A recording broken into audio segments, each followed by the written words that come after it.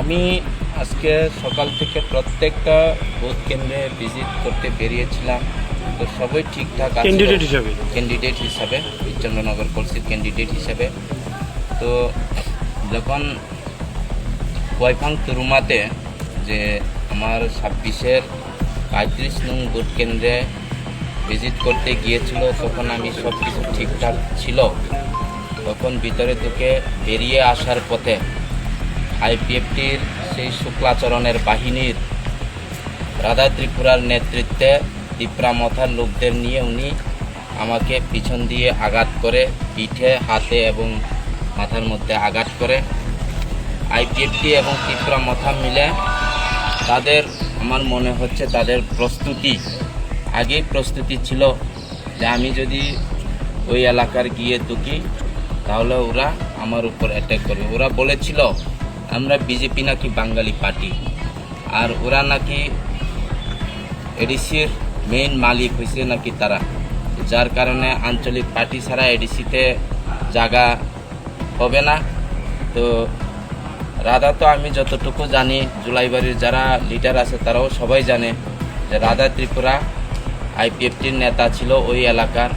তো প্রথমে রাধা ত্রিপুরাই আমার উপর এসে অ্যাটাক করেছিল এবং ওনার সাথে তিপ্রা মথার অনেক লিডাররা ছিল, যার কারণে আমি প্রাণে বেঁচে এসেছি। আমার 3জন পিএসও আছে, ওরা আমাকে প্রাণে বেঁচে নিয়ে এসেছে। কিন্তু আজকে ডক্টরের কাছে দেখানো হয়েছে, ওষুধ দিয়েছে, পিঠে এখনও ব্যথা আছে, হাতের মধ্যেও ব্যথা আছে।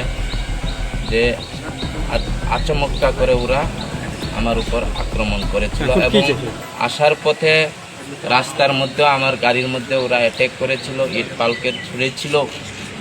কিন্তু আমার পিছনেও আমার কাছে যতটুকু খবর যে ওরা আমাকে নাকি খুঁজে বেড়াচ্ছে, আমার গাড়ি অ্যাটাক করবে এবং আমার উপর আক্রমণ করবে। এবং অল্প কিছুক্ষণের পরে জানতে পারলাম যে পূর্ব পিলাক এলাকার মধ্যে নাকি যখন আমার ভাইস প্রেসিডেন্ট চেংথই মক, দক্ষিণ জেলার বিজেপির ভাইস প্রেসিডেন্ট চেংথই মক পার্টির ভাইস প্রেসিডেন্ট হিসাবে উনি এডিসির বিভিন্ন এলাকায় যেতে পারে, ঘুরতে পারে। উনি ওনার পার্শ্ববর্তী বুথের মধ্যে খবর নিতে গিয়েছিল।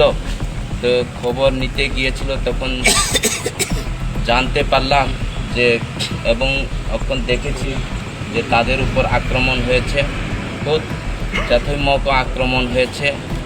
সেটার মধ্যে নাকি আইপিএফটির ক্যান্ডিডেট জিতিরাম ত্রিপুরা নাকি তিপ্রা মথার লোকদেরকে লেলিয়ে দিয়ে তিপ্রা মথার মাধ্যমে ওদেরকে আক্রমণ করিয়েছে। আপনারা দেখছেন এই যে কী অবস্থা আছেন। তো আমি যতটুকু বুঝি, তিপ্রা মথা তাদের 17 তারিখের ওদের মাটি শেষ হয়ে যাবে। আর আইপিএফটি যিনি একা জুলাইবাড়িতে আমাদের বিজেপির বুথে আজকে মন্ত্রিত্বের মধ্যে আছে, বাঙালিদের বুথ নিয়ে এবং জনজাতি বিজেপিদের বুথ নিয়ে উনি মন্ত্রিত্বের মধ্যে আছে। উনি মনে করছেন সম্ভবত 17 তারিখের পরে ওনারও মন্ত্রিত্ব যেতে পারে, যার জন্য আমার মনে হচ্ছে যে ওনারও ভিতরে ভিতরে হাত থাকতে পারে, না হলে আইপিএফটির লোক কেন বিজেপির উপর আক্রমণ করে। ধন্যবাদ। এখন থানায় এসেছে মামলা করার জন্য? হ্যাঁ, এখন থানায় এসেছে, মামলা করেছে। আমার কার্যকর্তারাও আছে, আমি খুদ আমার উপর আক্রমণ নিয়ে আমি মামলা করেছি।